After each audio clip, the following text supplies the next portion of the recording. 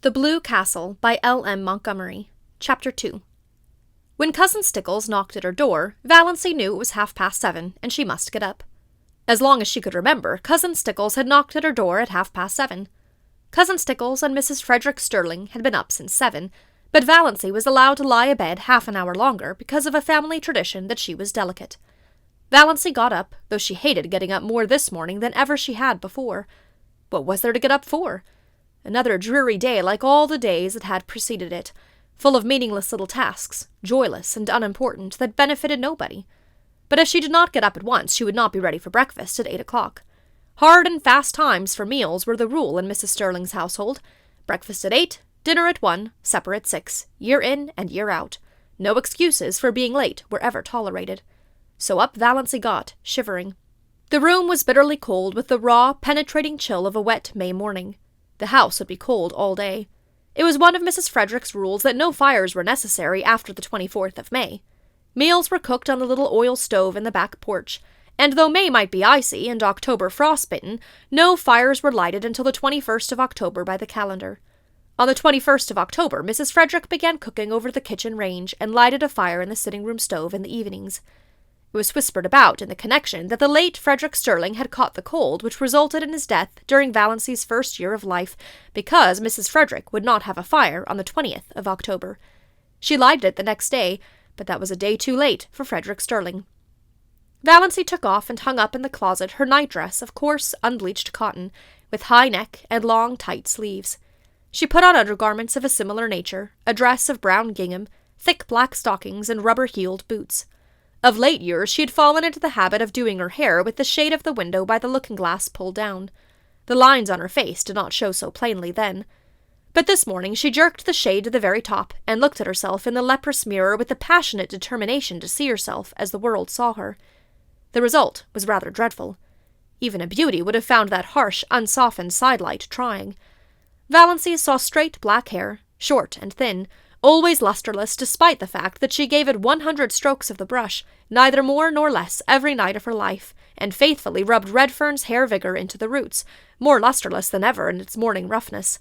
Fine, straight black brows, a nose she had always felt was much too small even for her small, three-cornered white face, a small, pale mouth that always fell open a trifle over little pointed white teeth, a figure thin and flat-breasted, rather below the average height.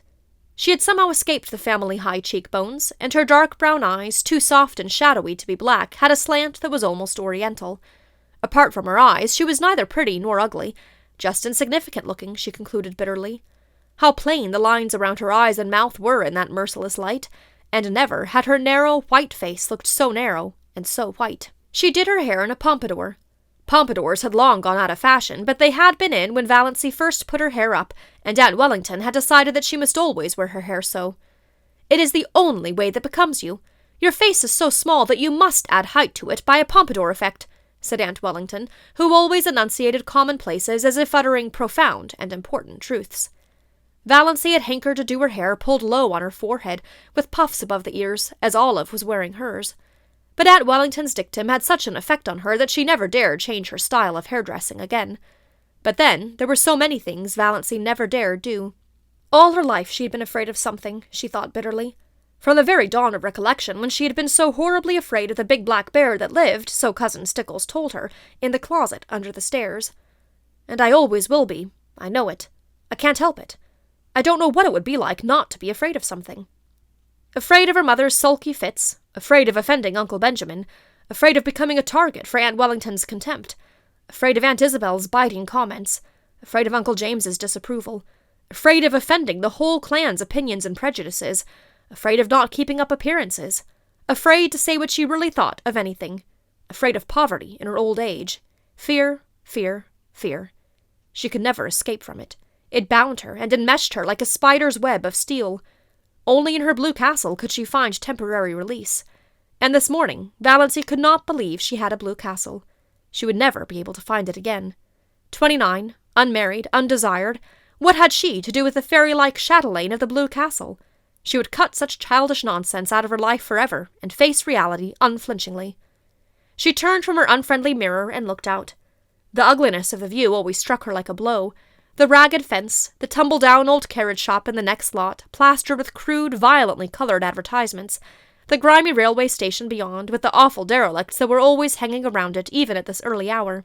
In the pouring rain, everything looked worse than usual, especially the beastly advertisement, "Keep that schoolgirl complexion." Valancy had kept her schoolgirl complexion. That was just the trouble. There was not a gleam of beauty anywhere. Exactly like my life, thought Valancy drearily. Her brief bitterness had passed. She accepted facts as resignedly as she had always accepted them. She was one of the people whom life always passes by. There was no altering that fact. In this mood, Valancy went down to breakfast.